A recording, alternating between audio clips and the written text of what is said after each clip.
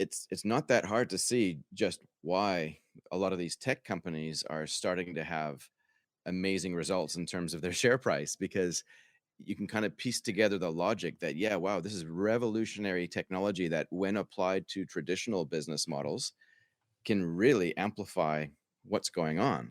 And so, yeah, I think anything that can help people to get their heads around it, giddy up. It's good. The New Zealand Tech Podcast, brought to you by Gorilla Technology, proactive and strategic IT. Greetings and welcome along to the New Zealand Tech Podcast. I'm your host, Paul Spain. Today, we're with Darcy Ungaro from the New Zealand Everyday Investor Podcast. Welcome along, Darcy. How are you? Hey, thanks for having me, Paul. I'm good. Thank you very much. Fantastic. Now, for those that aren't familiar, where you fit into this big, wide world of media, tech, investment, business, a little intro on yourself. Sure. Yeah. Like I'm at the very top of the pinnacle, right? Of technology and media and podcasting and investing. So where I fit in the world, well, about 5 or 6 years ago, I guess you were kind enough to give me an introduction into the podcasting world. Before that, I was just kind of world famous all by myself, and my mother-in-law was my only fan. Now I've got my mother-in-law and like at least half a dozen other people. It's fantastic.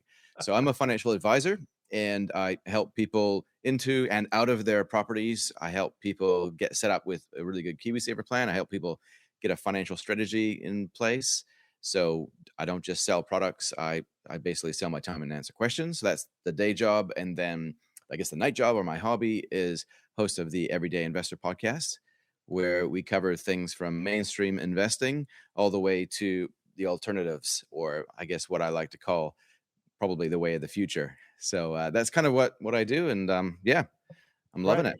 Yep. Well, looking forward to chatting to you about the tech news of the week. And we also have an episode where we're going to delve into the investment world and particularly the tech-enabled sort of aspects of that, talking AI, talking blockchain type investments and so on. So looking forward to delving into that as well. But first up, let's say a big thank you to our show partners, to 1NZ, Spark NZ, 2 Degrees, HP, and Gorilla Technology. We appreciate their support for the New Zealand Tech Podcast.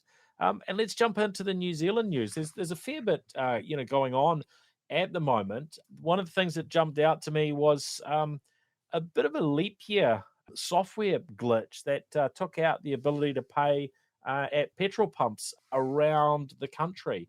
So what seems to have been the case is those petrol pumps that were using the Invenco point of sale software, basically there was some sort of bug there, and that stopped people being able to do their transactions on the 29th of February. So a few lessons there when it comes to dealing with these sorts of things. I saw a quote from the Gull spokesperson Julian Lees, and that was interesting. They were just saying, just one of those things that's caused payment software to have a glitch, in terms of referring to February 29th. But the Register put it this way: this is why developers use tried and tested libraries that have been around for decades and don't typically dare to touch anything concerning calendar time logic themselves, lest they be fast-tracked to insanity. So there probably would have been a few people feeling like they were going a bit insane on Feb 29th when, I don't know what the amount of transactions were that failed, but could easily be millions of dollars worth of transactions, due to this sort of issue. So, some good lessons there for folks in the tech world. What does fast track to insanity mean, though? Like, isn't that just part of being human? We're all fast tracked to insanity.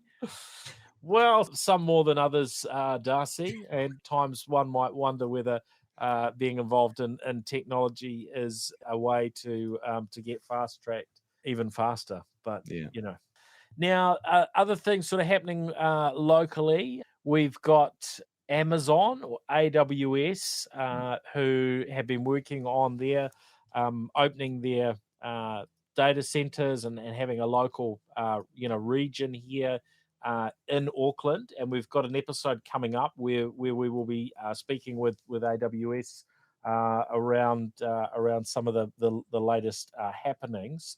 But it's been reported that their building, one of their buildings in Auckland, is held up due to some issues with their stormwater design, and this has impacted their ability to move things ahead. So they have to comply with an integrated catchment management plan for Totara Creek, where they're based, and so their resource consent application was paused, and this is now going back around 6 months. So not probably not helpful for them for getting launched here, but in chatting with them, they're certainly still still going ahead, but there's a bit of a delay in there. So no doubt there will be a point we'll hear some some more details on that launch. Of course, Microsoft also working on their hyperscale cloud infrastructure launch in New Zealand as well. So I guess to a degree, some of these things are part and parcel of having infrastructure, as you do have these physical things that are really important to get right, and that's always the balancing act when it comes to environmental impacts. That there's work to do. Some you can get right up front. Some has to be adjusted later. Now, we have heard, and I'm curious for your thoughts on this one, Darcy. Tech billionaire Peter Thiel, who, as many of us know, is a New Zealand citizen, though he doesn't reside here or intend to really spend a whole lot of time here at any committed point. But he's been given the New Zealand equivalent of a better than a green card, I suppose. He's full citizen. And he's been working on his new lodge, or he's got a team that have been working on that down in Wanaka, and this has attracted a bit of news because there continues to be some pushback on what he's building. But it looks like a pretty massive investment, and I guess that's what being successful in the tech world can do for you. He's building this amazing sort of, I don't know if bunker is the right terminology when you look at what he's building. The land that he bought, I think it was something like $13.5 million some 9 years ago in Dampier Bay that he's acquired. But talking about the size and scale of one part, they were trying to find the numbers here. The building being 190 meters long and up to 9.6 meters high, and they're trying to hide it from the landscape. Quite fascinating. But when you've got almost unlimited money and you've had incredible success in the tech world, it gives you that opportunity. On the flip side, what we've got is some local organisations down there who are, appealing to the district council to stop the development. That's the Upper Clutha Environmental Society and the Longview Environmental Trust. So they're opposing it based on the visibility of the lodge from the nearby trail and Lake Wanaka. As an investment man, what do you think? Have you got some thoughts on how we should treat our offshore-based billionaires, Darcy? Do you know Peter? I got to be careful with what I say, just in case I'm ruining a friendship here. Oh, I couldn't possibly comment, Darcy. I think it just says something, right? Like when some people become obscenely wealthy, they get more involved in things outside and upwards and just other focused. Whereas other people, when they get extremely wealthy, they kind of go, well, literally, they go underground. They retreat and they want to get closer to the center of the earth, right? Closer to where's the center of gravity. It seems to be. It's just an interesting kind of, I don't know, money amplifies who you already are, right? Like if you were a little bit of a rough around the edges sort of fella, let's put it kindly, then more money seems to make you more of that type of person. And I've seen a lot of people in business that seem to get away with being that guy, being that abrasive personality, or taking shortcuts and not treating other people with respect. And it seems to work to a certain point, but you do wonder when it kind of all comes back on them and it kind of bites them. And I think so. I think, yeah, money makes you more of who you already are. That would be one thing I'd say. The other thing is, I don't know how much. Well, I know you've traveled a little bit as well, but when you travel around New Zealand in particular, it's quite interesting because there's pockets of areas which are fairly remote, really beautiful, picturesque areas, and you kind of feel like there's just nobody around. And then all of a sudden, you just drive by this gate, which has, there's security cameras everywhere, and you can tell well manicured, right in the middle of nowhere, where there's gorse on the left hand side, and there's a beautiful paved driveway with marble on the right, with gates, and you know what's going on, right? Like the rest of the world looks at New Zealand as the most beautiful place on earth, yet the locals don't. And this is evidence of that those with means will buy a piece of New Zealand and they will make it their little place where they can hunker down and seek protection from the crazy wide world. Yet Kiwis are trying to get out of here. And I think that's fascinating because I've lived here since '86, and it's just continual. It's this continual thing. Like when I first came here, it was like, why would you ever want to be in New Zealand? Yet when you travel around the world or you come from a different perspective, you just realize just how special this place is. And yeah, acknowledge it's not easy sometimes, but where would you rather be in the world that we're going, right? So I think these tech millionaires, all they're doing is they're exercising their options and they're making a rational choice. I wouldn't necessarily go underground. Well, yes, I would actually, but not that deep. Um, but yeah, they're just being rational, I think. There you go. All right, just being rational. There you go. Yeah. That's the summary of Darcy's thoughts on this one.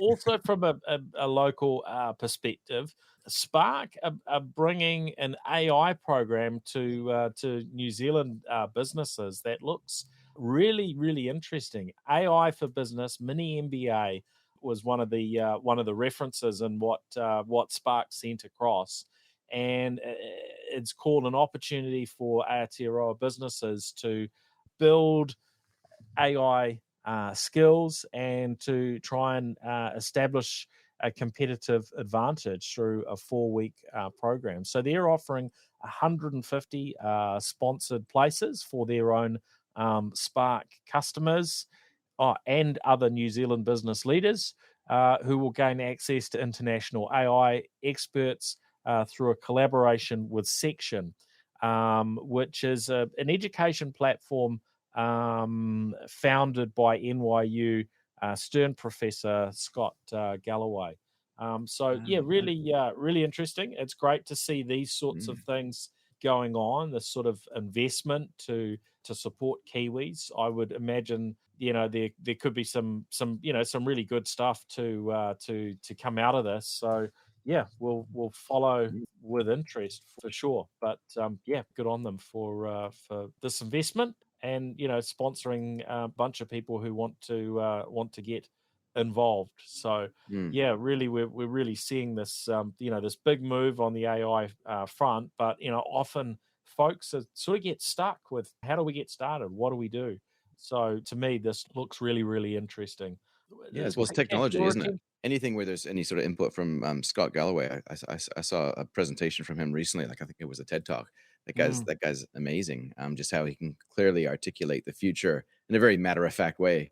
Yeah. But I guess with the thing with AI is that it's probably just like any kind of technology to a certain extent. It's just a different variation of technology, a different flavor of it.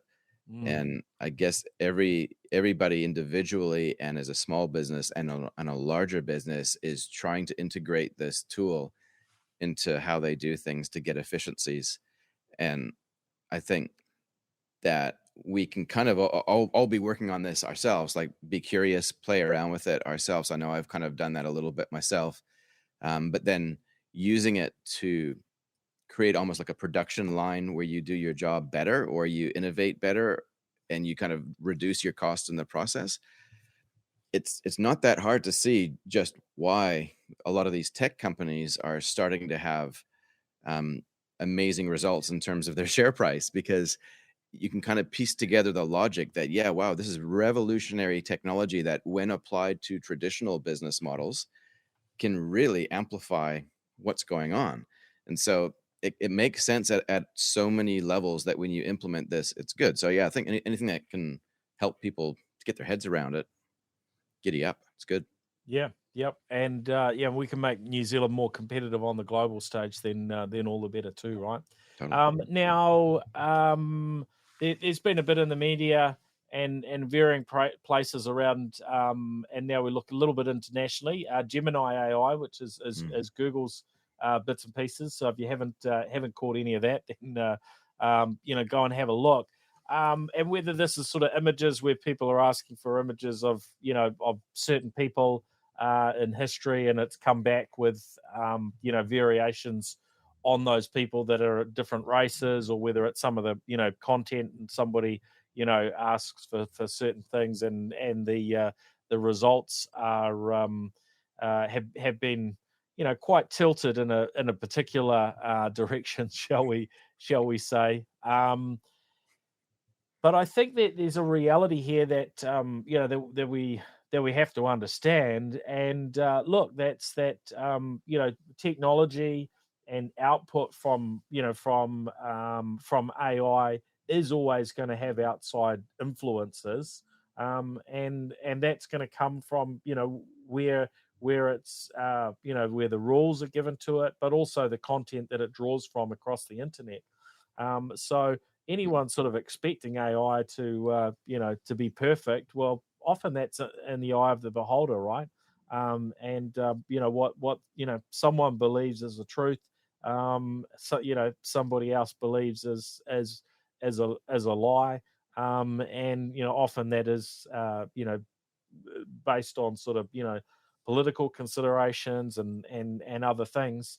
Darcy, Mm. do you think we need versions of the AI tools where you choose your particular leanings, and it gives Mm. you a result that sort of aligns with Mm. your view of the world, your political bias and so on? Is that the answer? I don't know if that's the answer or not, but it's a fascinating one. Like I was trying to create an image, and I can't remember the name of the tool I was using, but I was trying to create an image to reflect that it was a really scary scenario, and so I put a prompt in. Um, I said who I was, white middle aged male. Create a picture of Oh, me. you would have been cancelled right there, I know. Darcy. You wouldn't have got any I already result, broke a mate. few rules just being that. Um, but I said create an image of me hiding in the corner, huddled up in a fetal position, sucking my thumb, something like that. Just Yeah, a good innocent request, right? And yeah, it yeah. came back, and I was this. I think I was an African American in that one, and I kept on trying, and I was anything but a white person. I said, why can't you make me a white male? And in the end, long story short, it called me racist, and it said this conversation is over, or something like that. It was a rather curt ending to the conversation. I don't know though if the answer is to have different flavors, like with Grok on X, you can select fun mode, which it's just a bit goofy. I wouldn't call it fun. You can kind of get around it with the prompts that you give it just by Mm. saying who you are and the perspective that you want. Yeah, But yeah, yeah. I think it says something about the operating system that the world has. Like the world has different operating systems, and I guess if you want to put this woke label on it, that's a pretty good name to describe the operating system that's probably flavoring a lot of corporate content that goes out there because it's safe, I guess you could say. But if you're feeding it garbage to a certain extent, it's going to give you a garbage result. If you're feeding it a bias input, it's going to give you all sorts of warped results. And so I don't know what the solution to that is. Like, how do you go to the source of truth when you're feeding it through biased creatures to begin with? Um, I Yeah, don't know. Like, yeah. what I would mean, be the answer? people are going to have different opinions, different inputs. I remember you did a couple of episodes on your podcast of Ask Me Anything Oh yeah, AI, yeah, and in one case you were trained AI in a particular in a particular direction. Maybe you're given it New Zealand Herald articles or something. Yeah, I can't yes, remember yeah, the specifics, but you'd fed it a particular data, and you got a particular sort of response back. yeah, And then another one that had was drawing on a different set of data, and you got a different response. And then And then after that, you jumped in and shared your own thoughts. And mm, that sort of thing is a good way to demonstrate in many ways how technology can work, and that we can control and sort of shape the mm, results we get. Of course, if platforms do that too much, then those that are trying to use the platform then become constrained. So I guess mm, that's the challenge. Do you allow the platform to kind of lock themselves down to mm, that sort of degree, or do you just draw on what's generally available and not kind of blocked content in terms of what's broadly available on mm. the internet Is that in varying ways, and then people can sort of steer in a direction from there. do you feel like though that maybe like the natural progression of how these platforms work is that they're not necessarily these centralized platforms where we go to and then we use it for some sort of thing, but it's more something that we can download and customize on our own end, so much so that we could feed it the selected data. Like when I was doing those podcasts, I was basically, yeah, you're right. I was effectively feeding it Mary Holmes articles and that style of financial advice, and then asking it a question, right? Um, but wouldn't it be cool if you, in the area of your specialty, or me in the area of my specialty, could train our own AI agents on our own unique stuff, and then that's the model that Well, we we carry? absolutely can, and that is something that you can do. That you can do Mm, right now. Even tools like Microsoft Copilot. This is a long name. Microsoft Copilot for Microsoft 365. With that, it's accessing your data in SharePoint, and you can ask it a mm. question across all of your documents and so on, or you Does can that ask does that for a work now though? result. That's available now, yeah. Yeah. Okay. And that will draw data out of your existing, and that's effectively what you're training the AI on. So then you can ask it questions, or say, based on our information, our findings, and Mm, documentation, write me this or that mm. recommendation. Have you So played around with that, Paul? Have you? yeah, a little bit. I guess I've got a few ideas in my mind of where I'd like to see my company go on some of these things. So Mm, we're laying some foundations for that, and experimenting in different ways. The potential for using AI within businesses, it's absolutely phenomenal. But it's these kind of oddities and risks and challenges that we have to take into account. I think there was the example we were talking of in the last few weeks around, might be near Canada actually, hmm, your old national carrier yeah. there, Right. Darcy. They're the ones that And dropped me off here. okay, Didn't they pick me up. drop you off, wouldn't take you home. But yeah, they had an AI chatbot that was doing customer service, and it gave incorrect advice to somebody, and then the court put it on Air Canada to front Right. up and pay for their mistake, at least to some degree. There's a lot going on here, and it's important that we get up with the play. It's important that we're experimenting with the technology, that we get to understand it, so we can minimize Mm, the problems and get to where those benefits are. And if we get that right, if we move fast enough, if we move at a faster pace to other countries, this gives New Zealand that leg up, mm, on a global basis to be moving ahead at a faster speed, which mm. obviously benefits Kiwis.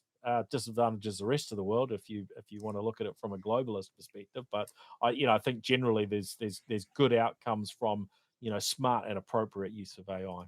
Well, do you think that's the competitive advantage then, is to be bold enough to apply AI differently? Because obviously, just like anything else in a global community, you can't think of something that somebody else hasn't already thought of effectively, right? So, how would New Zealand, for example, use AI as in its tool belt as a something that gives it its competitive edge? Yeah, look, I think it's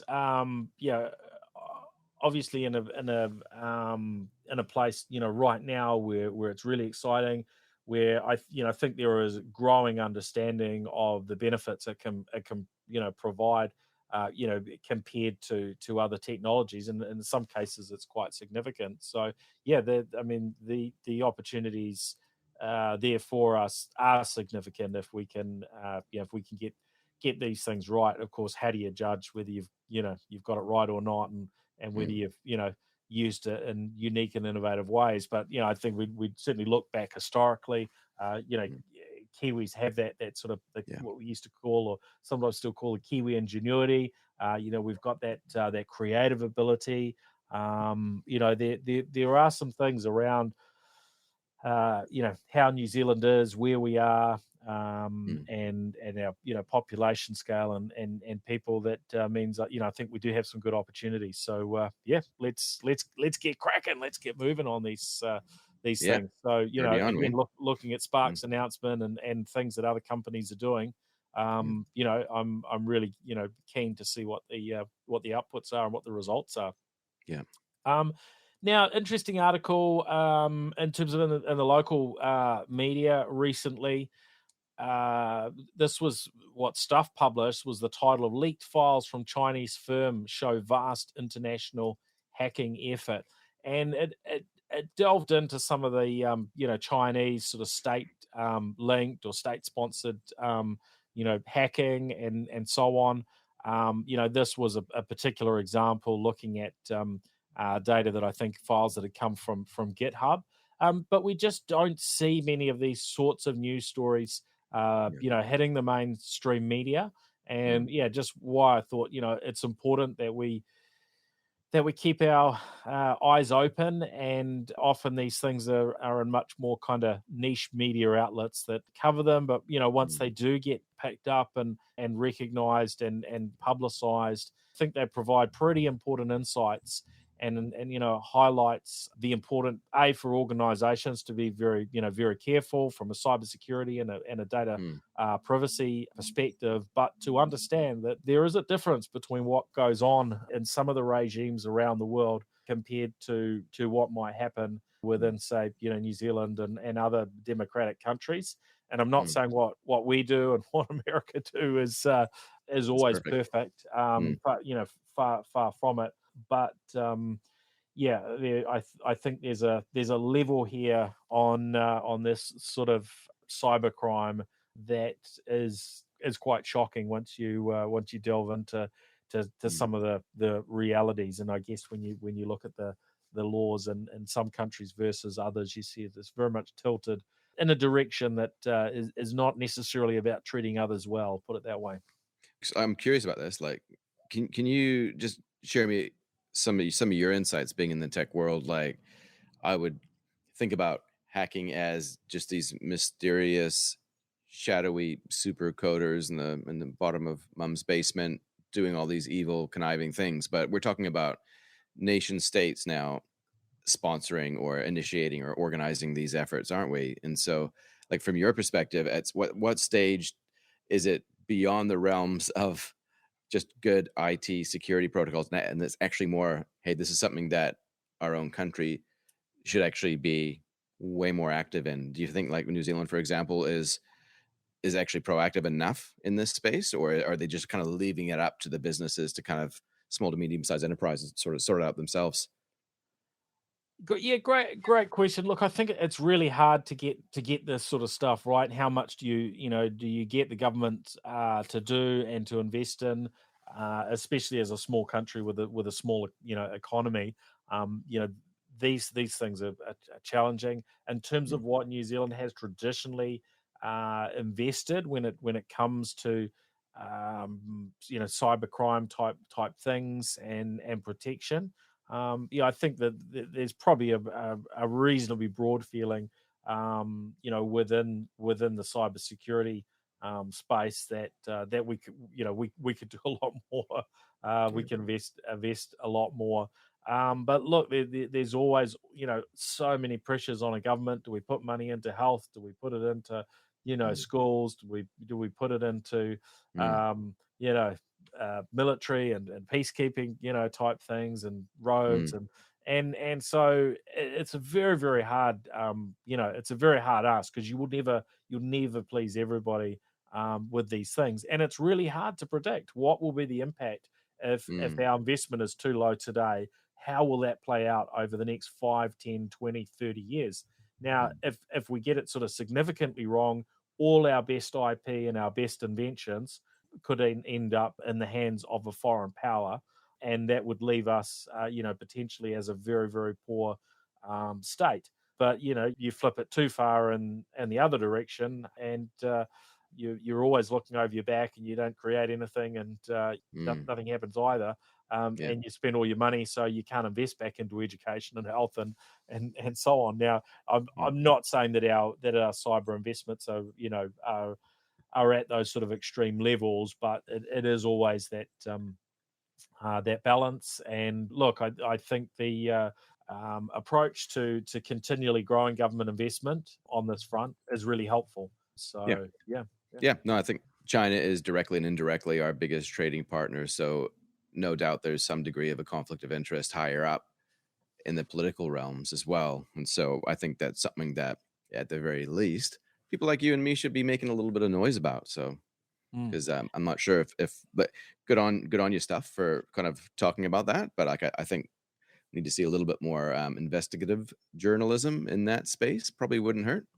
Yeah, and in Australia we see a minister for cybersecurity as well. So that's something that New Zealand Mm, hasn't got. There's not not a, sort of a formal role for that, but obviously it does sit under other things. mm, I do wonder, about that, whether we've got to create, more portfolios that are somewhat more sort of tech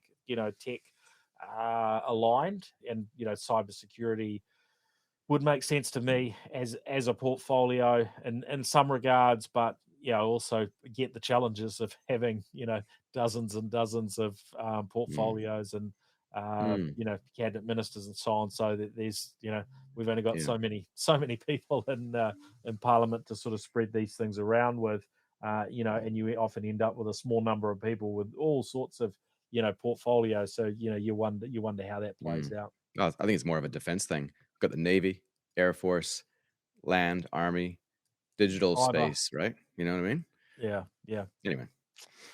So yeah, just a little word in there for government officials and ministers and so on listening in, or not. Or the But Chinese government. yeah, the Chinese government, get in while you Yeah, can. that's right. No, I'm not going to encourage. Uh, right, where were we? A little bit of news on the Apple front. I guess one that we've heard sort of bubbling away over quite a period of years has been that we've understood that Apple have been working away on I guess sort of semi-secret plans to develop autonomous electric vehicles, and rumors sort of suggested investment in the sort of $10 billion range, or more potentially there, which is has been quite fascinating to follow. But we're told that those plans have come to an end, and that nothing is proceeding, and in fact that those that were involved in this effort have been laid off, although those roles have been stopped. So there have been varying bits and pieces of coverage over time on this, but yeah, really interesting to see it come to an Mm, end. And I think yeah. there's probably all sorts of conclusions that you might come to around just how hard developing this type of technology is, and the challenges of getting into the market, and yeah, how hard it would be to compete against some very innovative Chinese firms such as BYD, Build Your Mm, Dreams, and of course Tesla, and then mm, the rest of the auto market, the traditional players that have generally been struggling with their EV sales. So mm, the future looks very mm, Chinese on one hand, and Tesla on the other hand, in terms of mm, the the dominance, certainly from a tech and innovation standpoint. It doesn't mean the others aren't selling vehicles, although the numbers are pretty challenging. And if you mm, look across the companies, yeah, the stats in a lot of cases look pretty rough. And even Tesla, their share price hasn't really done too much over the last 2 or 3 years. So yeah, I thought okay. that was fascinating. That's something that's been on your Mhm. radar. Been one of the biggest stocks, hasn't it, from Yeah, an yeah. investor interest perspective over the last 3 or 4 That's right. years. Yeah, and I think probably similar to what we're seeing with Bitcoin right now, when the price of Tesla really, really started going nuts a couple of years back. people started kicking themselves, thinking that they missed the opportunity without realizing that, like with any emerging technology, there's always tremendous volatility, and there's always usually another opportunity to get on. Usually when we have more information as well, so the investment actually becomes safer, and there becomes another hop-on point later on in the future. But what's happening right now, I think, that I've been watching in the EV space and probably, I guess, in the vehicle space combined, is this general trend, and I think it's kind of getting caught up in this anti-woke movement that seems to be growing as well. This general trend to kind of push back against EVs, and this suspicion or this paranoia that there's some sort of cunning evil plot to take away petrol from our engines, right? And just make everybody drive EVs, and we'll own nothing and be happy and eat crickets. And I think that unfortunately that's kind of almost pushing back on EV sales. And you're an EV driver, so am I think they're the best thing ever, not necessarily for the environment, but just from a performance point of view. And you don't have an issue on February 29th trying to refuel your Tesla, right? It's just you just plug it in and it works. So like, I think ultimately the technology is great, and it's a shame to see that there's a bit of a pushback. So I wonder if Apple is kind of seeing that, and they're thinking, no, this $10 billion investment isn't a good idea, which is mind blowing. There's a bit of that, but then there's also a general economic slowdown, which appears to be happening globally. And the first thing that's going to be cut off that list is discretionary purchases, big ticket items like vehicles, which we've all been going on a binge on in the last few years. So that's come to an end. And so I just wonder if maybe that convergence of those two things, an economic slowdown and this general distaste of lithium in the mouth, maybe that's kind I of wouldn't be eating it. leading to it, you know? Yeah. That's really good good thoughts there, Darcy. Thank you very much. I try. We probably could delve deeply into the subject, but we won't this time around, because I can think of a whole lot of different directions there. But of course, we've talked about the AI, the autonomous driving side as well, and clearly this wasn't looking as easy for Apple for them to have exited. Also on the Apple front, just news has come in today prior to recording around Apple announcing their new M3 MacBook Airs, two variants, the 13-inch and 15-inch. Probably the most obvious sort of difference now is that these M3 based MacBook Airs are now supporting two external monitors. So it was always head scratching to me that Apple was releasing MacBooks that didn't support multiple monitors. Even though for me, I'm usually docking to a single large sort of 49-inch ultra widescreen. So it's kind of like, well, that works. But if you wanted to do the same with two monitors, which is traditionally a lot cheaper, then sorry. But they've addressed that, which is good. And look, the thing that stands out for me about the the M1, the M2, the M3, MacBooks has been that impressive, not just the performance, from a processing perspective, but the impressive battery performance. And I'll go into a meeting sometimes with a colleague, and if they're on Windows and I'm using my the MacBook, guarantee I'm going to get, it doesn't matter what Windows machine they've got, I'm going to get at least twice the battery life. So, it's pretty outstanding. So, Apple are highlighting that the MacBook Air is now the top laptop in the world. I don't know, I didn't delve in deep into how long that they claim that's been the case for, and so on.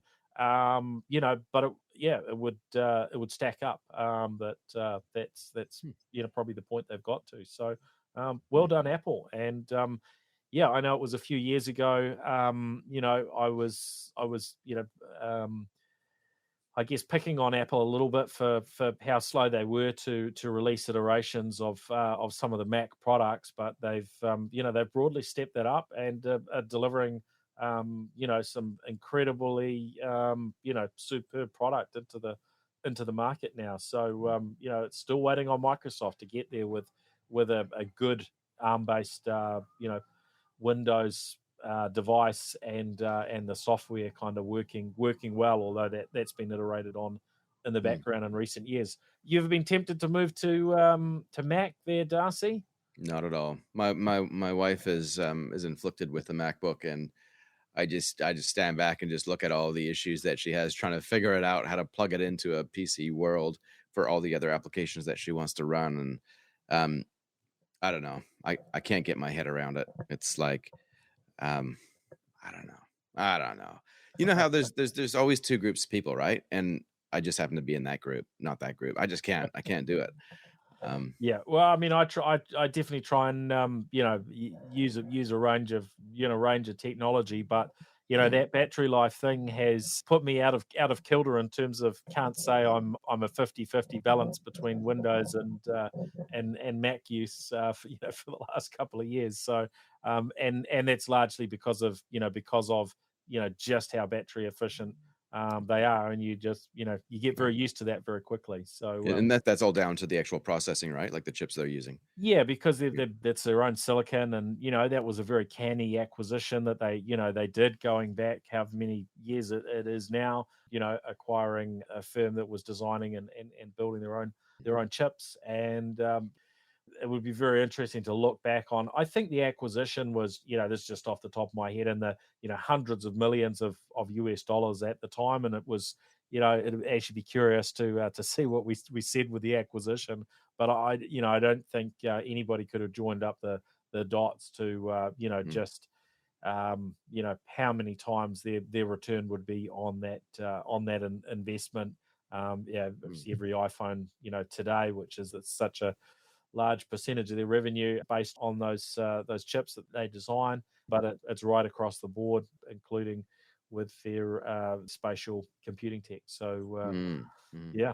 Well, that brings us to the end of this episode. So thanks everyone for joining us on the New Zealand Tech Podcast. Thank you, Darcy. Great to have you on the show. And of course, thank you to our show partners, Gorilla Technology, HP, Spark, 2 Degrees, and 1NZ. Darcy, where do people go if they're kind of curious and thinking, there's kind of a techie futurist investment advisor out there. This is what we need. Where would they go to find you? And where do they find the podcast? Yeah, just look for the white middle-aged male crying in the corner, sucking his thumb, who looks like an African-American, of course. But no, look on Spotify, look on YouTube, The Everyday Investor with Darcy Ungaro. Twitter, Ungaro Darcy is my name. And be glad to see you there. Excellent. All right. Well, thanks, everyone. We'll catch you on the next episode. See ya. The New Zealand Tech Podcast, brought to you by Gorilla Technology, proactive and strategic IT.